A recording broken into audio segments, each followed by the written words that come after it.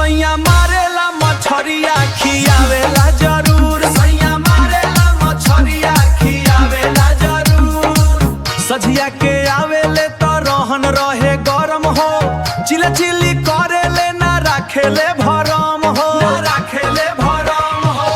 सझिया के आवेले तो रहन रहे गरम हो, ना राखेले भरम हो। झोरम से निकाले रोहू झमका के भूर, सैया मारेला और सैया मारेला मछरिया खियावेला जरूर, सैया मारेला मछरिया खियावेला जरूर। सिलवट पर पीसीले हम लहसुन और हरदिया, ककरी सहे के पड़ेला ई दरदिया, पड़ेला ई दरदिया। सिलवट पर पीसीले हम लहसुन और हरदिया, पड़ेला ई दरदिया।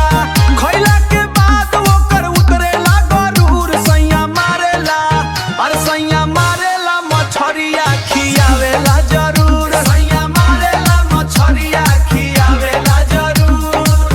पूछेली गोतिन काहे सहेलू तुमार हो, नैहरवा चल जो